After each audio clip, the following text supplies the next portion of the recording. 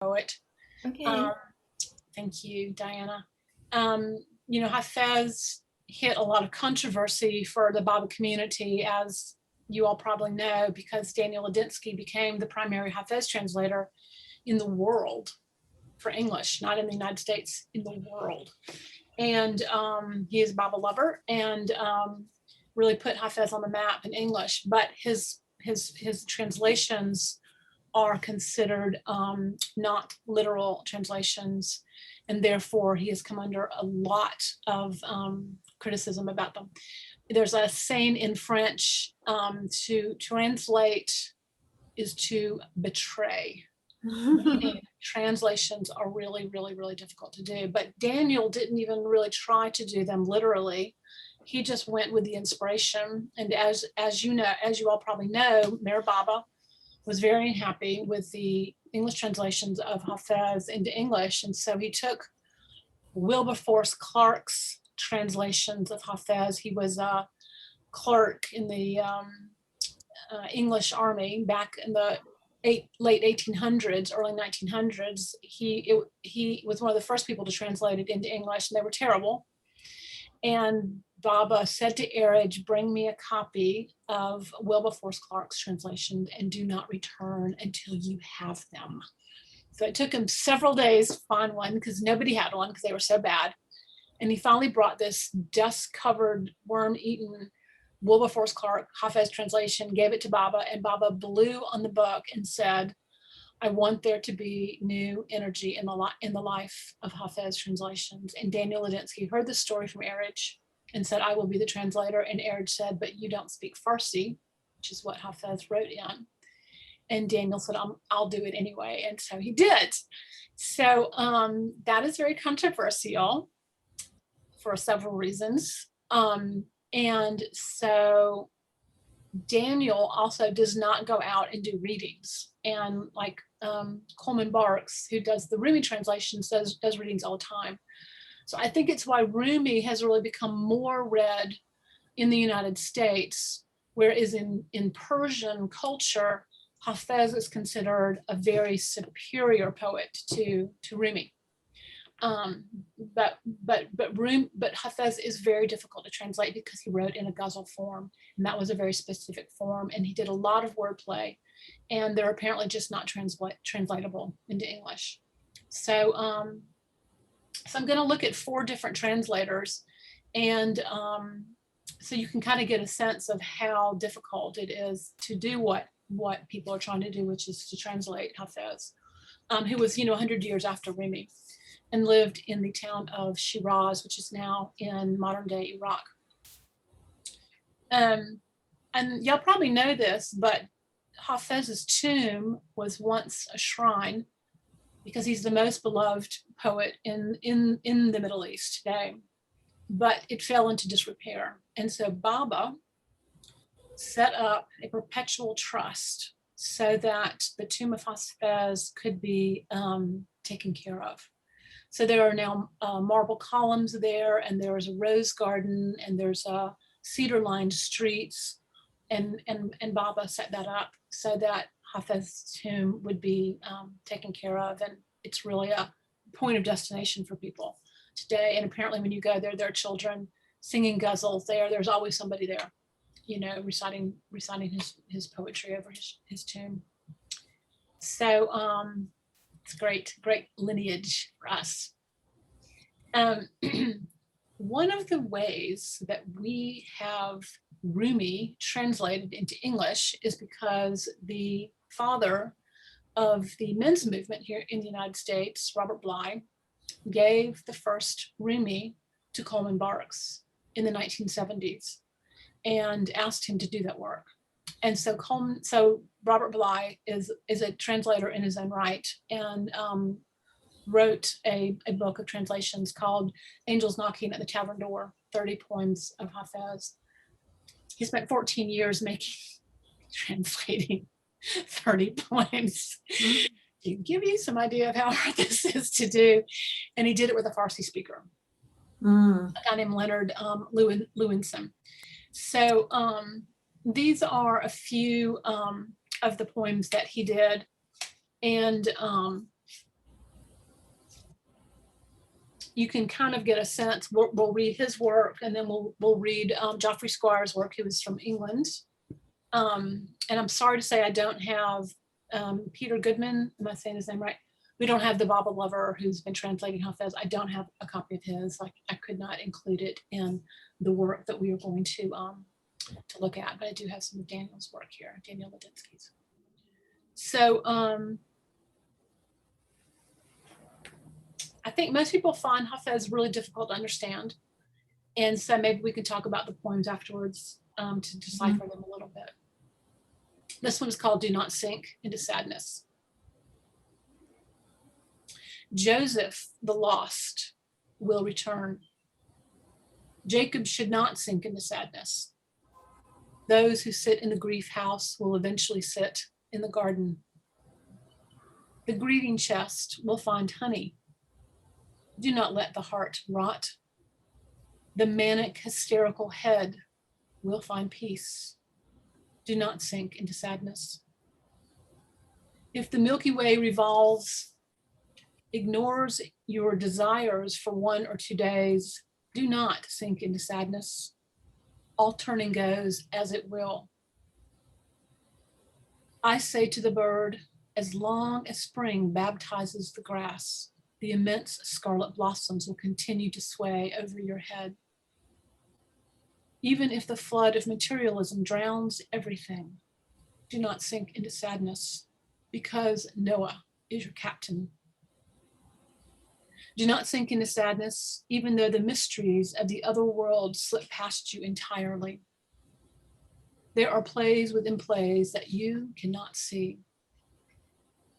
When you're lost in the desert, full of longing for the Kaaba, and the Arabian thorn bush pierces your feet, do not sink into sadness.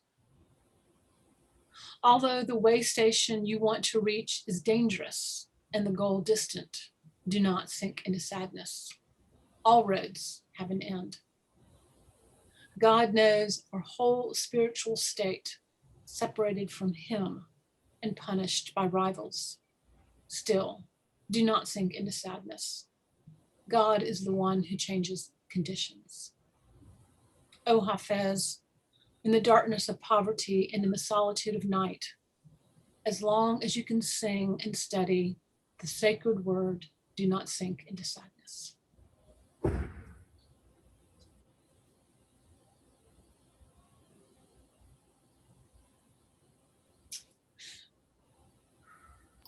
Would you read the last 2 lines again, please? Oh, yeah.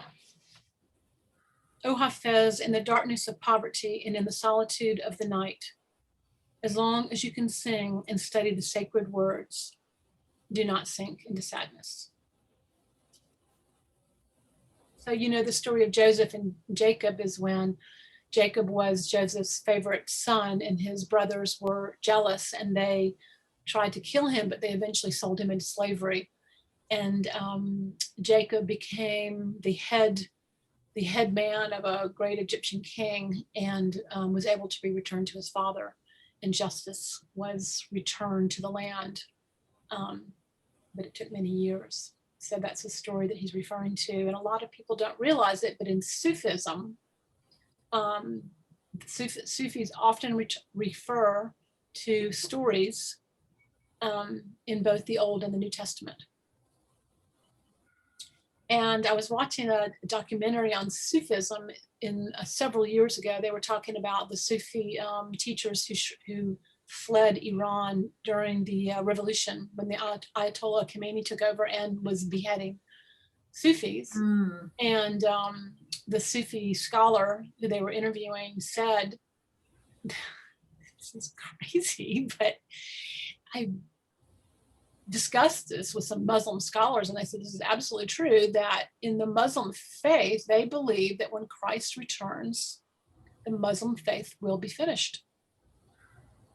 And they believe Christ will return. So there's this lovely interweaving between Christianity and the Muslim faith, which a lot of people are unaware of. And it's one of the reasons why you see Rumi and Hafez make so many biblical references and references to Jesus.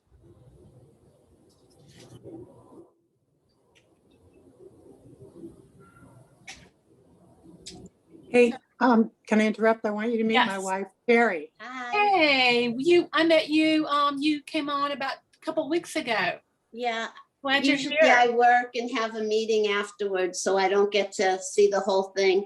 I'm curious. I think I'm blown away by your intelligence. I'm curious, like, what your background is. You, ma'am, who were not feeling well.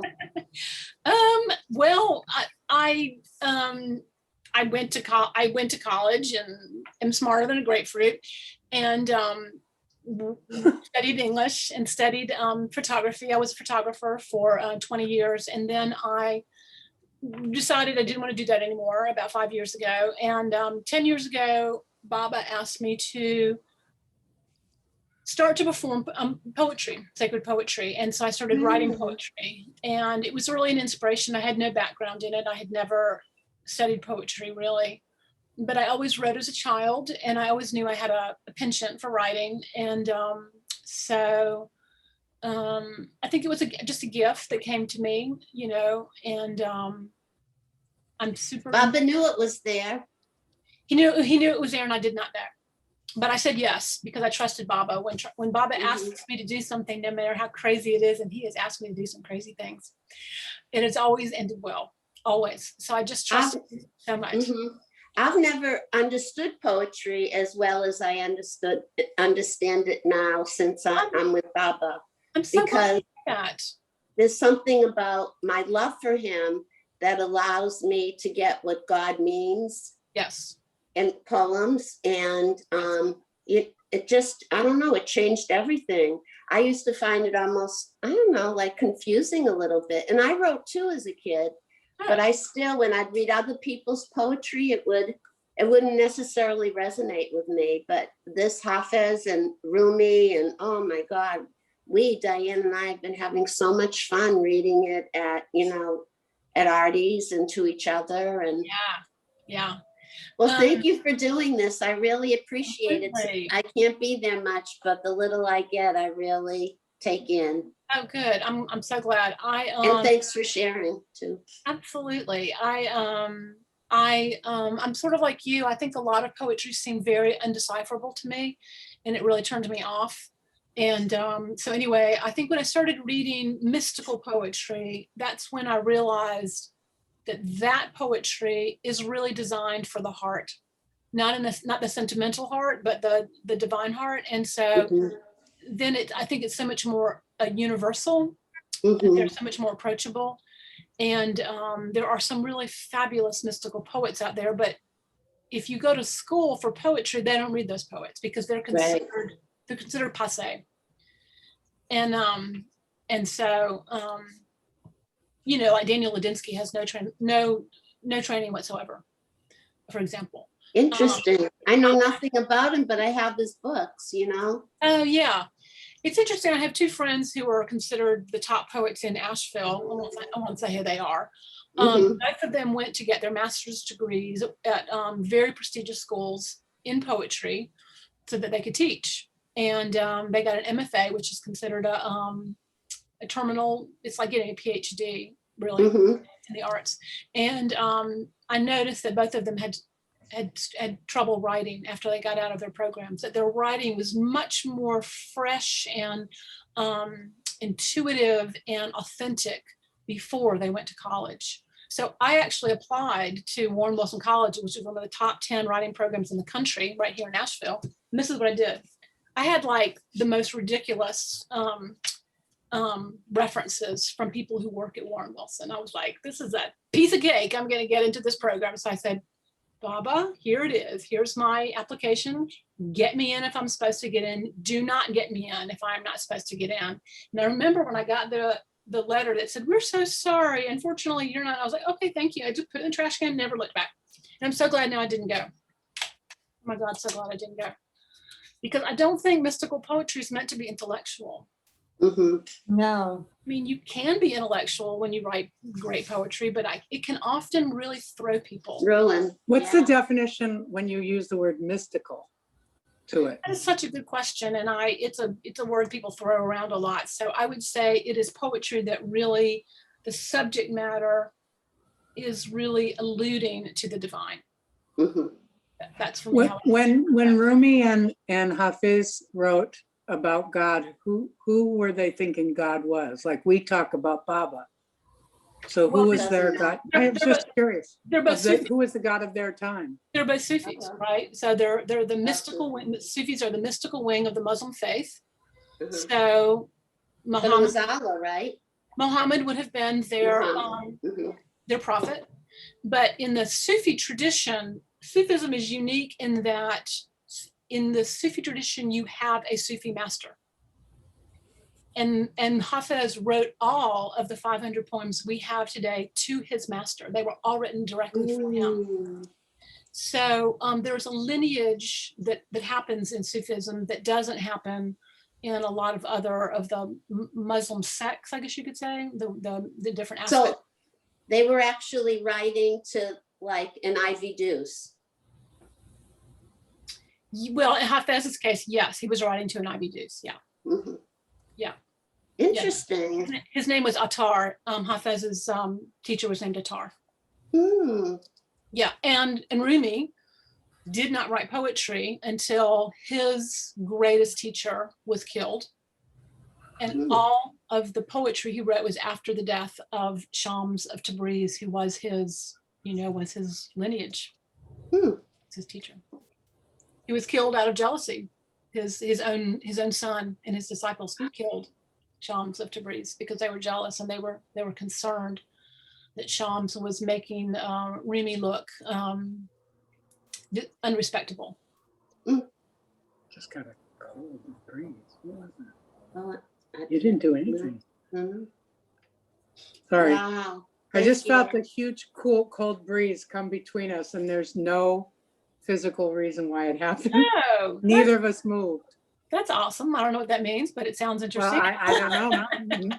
Maybe it was mystical. Yeah, could be. So does that answer your question? It does. Thank you so Good. much. Yeah, you're so welcome. So I'm going to just carry on and read another poem by the translator Robert Bly. I think y'all heard about me meeting Robert Bly. That was such a crazy thing. I could hear it. He was going on and on. He came to Asheville and when he was 81. He's now he's now 90, but he came to Asheville when he was 81 to do a workshop, and I saw him reciting Hafez to music. And I said to myself, oh my God, that is how poetry should be recited. It should be recited to music. And apparently that's how it is recited in the Middle East. And so now when I do my performances, I always do them to music. And the Declaration was famous for that. Yes. So Robert Bly did a workshop the next day. I went to it, and he was going on and on and on about the importance of memorizing poetry. And he said, who here has memorized poetry? So I had memorized several Hafez poems because Baba asked me to. And I raised my one good hand because my other hand was in a cast. And he goes, stand up, recite a poem. So I stood to recite this Hafez poem, but I had just shattered my wrist in 3 places. I had just had surgery, and they gave me like this very intense pain medicine. I don't take pain medicine. I don't even really take aspirin. And so, I said, when I was in the hospital, I said, I don't want any pain medication. They said, okay. So then they wheeling these things look like, I swear to God, they look like torture devices. I said, what are you going to do with those? They go, oh, we're going to reset your arm with them. And I said, give me every pain medication you have. So there I am at the Robert Bly workshop on so much pain medication, I cannot remember my middle name. So I start to recite Hafez, and I can recite Hafez on my sleep. I can do it backwards, but about stanza 2, I cannot remember the rest of the Hafez poem because I'm on these pain medications. And if it had happened to me in real life, I would have had to have moved out of town because I would have been so embarrassed. But because I was on all these pain medications, I didn't care. And I thought the whole thing was hilarious. And that was my meeting Robert Bly. Wow. How have you managed to memorize so many poems? Humbling. It's quite impressive. We can do a whole session on that if you want to. I developed some techniques to do it that are very easy and painless. And I'm happy to share those with you guys if you want to do like Because Tina memorizes a lot too. I think that's Yeah. amazing. Tina, do you memorize poetry? I know you have to memorize scripts, but do you memorize Scripts. poetry? Yes. Scripts. Yeah. We could do it together. Or you could share some of your tips because I'm sure you've got some great tips for that. Yeah. There we go. Let's do it. Let's plan on it. We'll do it All together. right. Yeah, because it's such a great thing to memorize poetry. I cannot tell you how many times I've been, cut off in traffic by someone, or standing in the post office, bored out of my mind, or I'm, ruminating over something that someone said to me, and I just whip out a poem that I've memorized, and I start to recite it to myself, and I just am so happy, and I'm no longer bored or angry or frustrated, and it's just like medicine. It's like having, That's a good way to think about it. yeah. It's like having candy in your pocket, you just take it everywhere you go. It's soothing to the soul. Yes. It is so soothing to the soul. What's her name normally? So memorizing it Why means don't that you do no one that? can take it from you. Yeah. We'll do that. I'm glad you asked that question. We'll do that. So this Hey, puppy. next poem is called What Do We Really Need? If the soul has already chosen solitude, why should it need travel? We know the street where the friend lives, so why do we need the countryside? My dear soul, my virtue of the fact that you have a desperate need for God, take a moment and ask, what is it we really need? Lord of divine loveliness, we have been burned to a crisp. Come now, ask of us, what is it a destitute and beggarly person needs? We are the lords of owning nothing, but we have no tongue to use for requests. Is there a need for appeal when we're already with the generous? There is no need to go over this again. Since your thing precisely is spilling our blood everywhere in the house, everything already belongs to you. Do you need to take more? Solomon's cup, in which all the world could be seen, is the bright soul of the friend.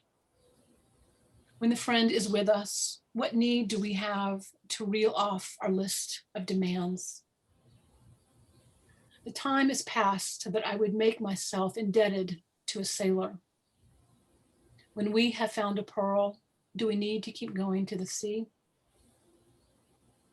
O destitute lover, since the quickening kiss of the friend has been granted to you in perpetuity, what need is there really to go on asking for good things? Go away, false face. I want nothing to do with you. Lovers with true hearts are with us. Why should we need people like you? Hafez, bring this to an end now. We all know how clear your poems are, so we don't need to quarrel with those who cannot grasp poetry.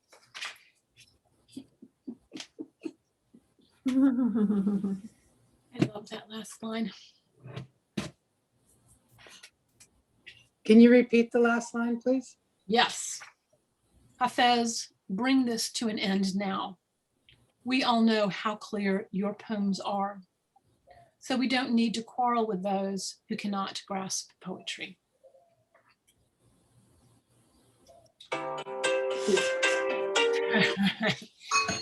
There are Are some you on great, mute, Diane? No.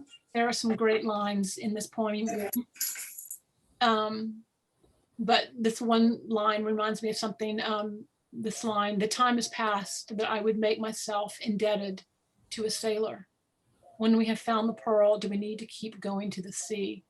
That reminds me, I was listening to Eckhart Tolle talk about how people have this tendency to, I think he wrote this about 10 years ago, about, how people often put words like love or gratitude, they'll put them on a sticky note and put it on their mirror to just remind themselves, to meditate on these words. And when he said, when you finally learn the lesson of love or gratitude, you don't have to put it as a sticky note on your mirror anymore. And I just thought that was such an interesting point that he made. And it reminded me of this line in Hafez. When we have found the pearl, do we need to keep going to the sea? And this lovely line, we are the lords of owning nothing, but we have no tongue to use for requests. Is there a need for appeal when we're already with the generous? It just reminds me of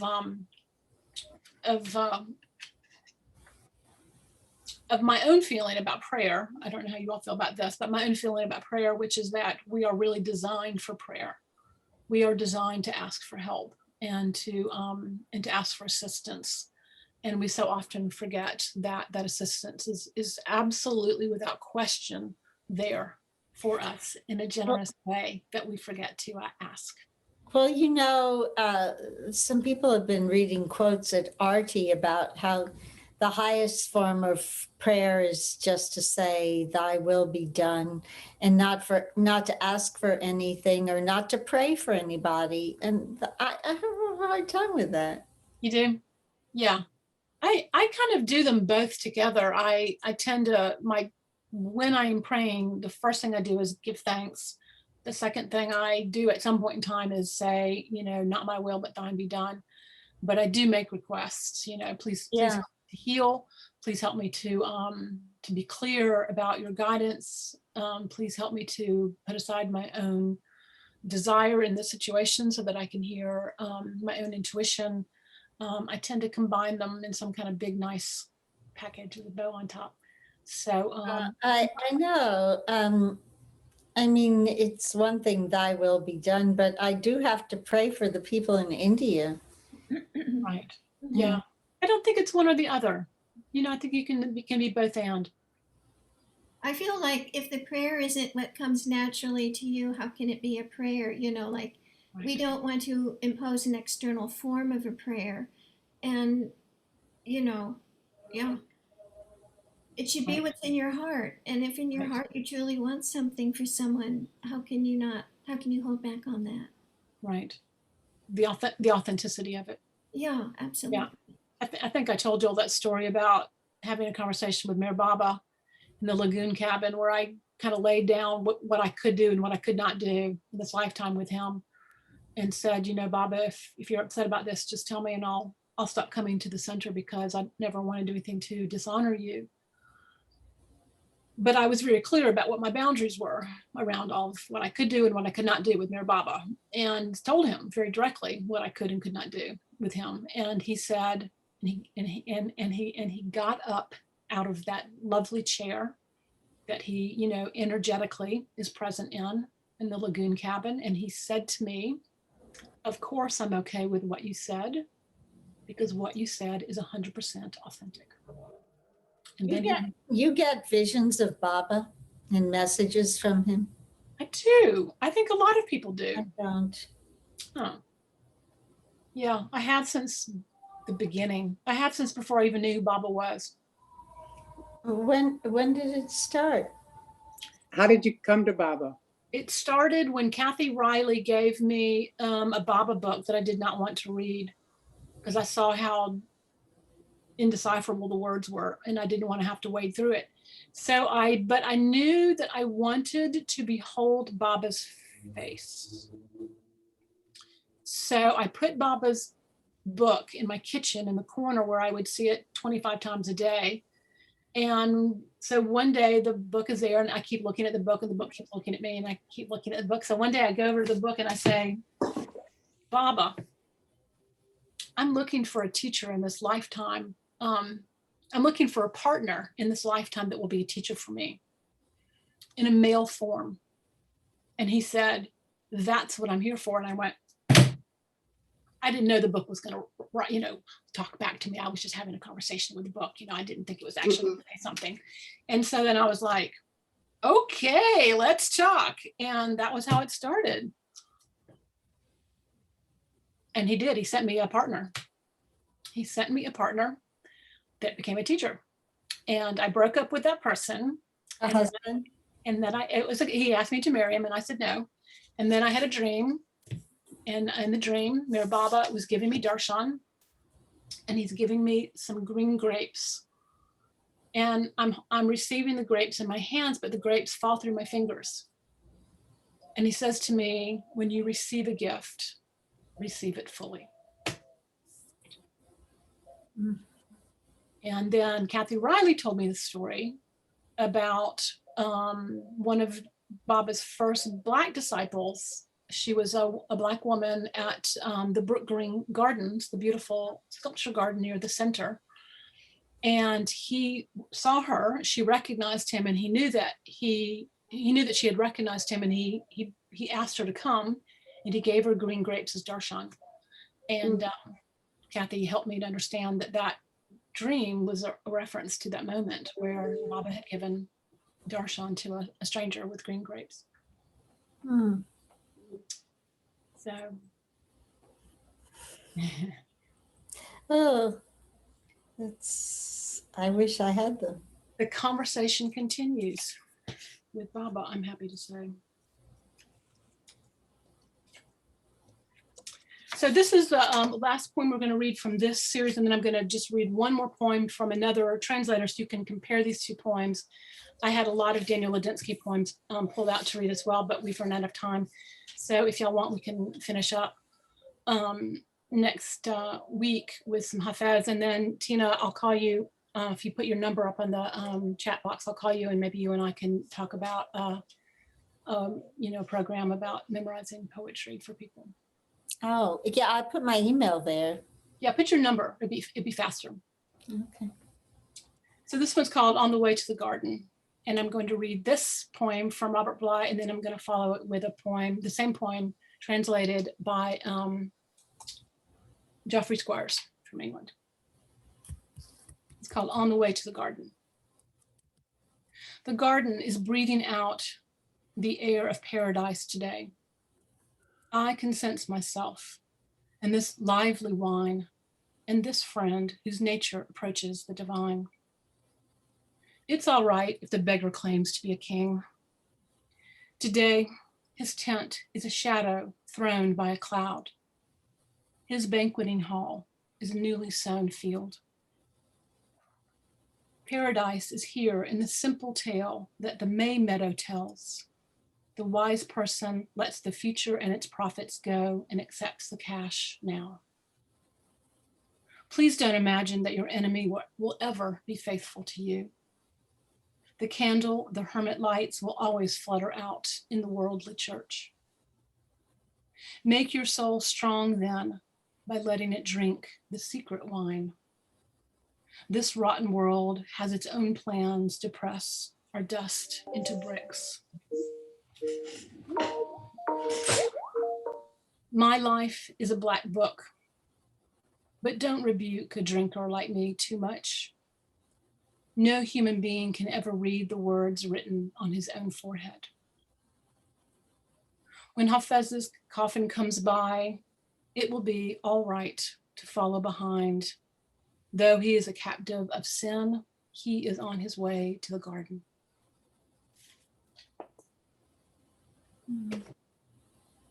So here is that same poem, translated by someone else who can see exactly how difficult it is to translate a poem. The garden is refreshed by a breeze from another world, and I am blessed with a joyful wine in my paradisal love.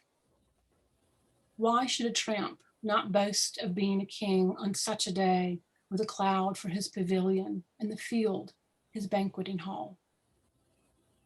To me, this vernal month of May points a moral. Take cash in hand rather than relying on credit. Do not place your trust in enemies, for no illumination will result if you light the candle in your cell from the lamp of the synagogue.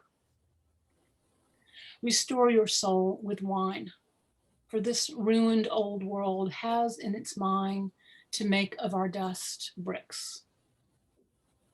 Do not enter my inebriation in the black ledger of my actions, for who knows what the hand of fate has inscribed upon our brows.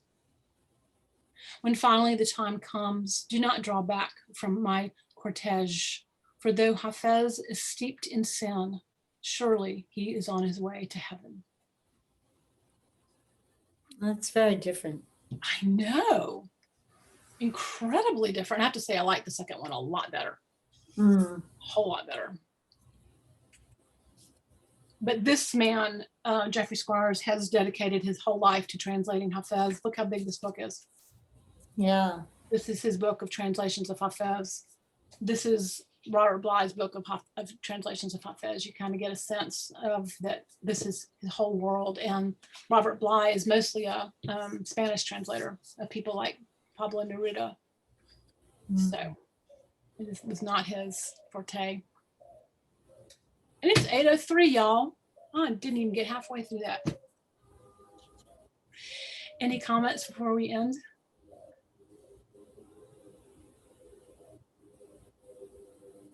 I look forward to finishing Hafez next week. He's so fabulous, and he's someone I've been a little hesitant to bring into our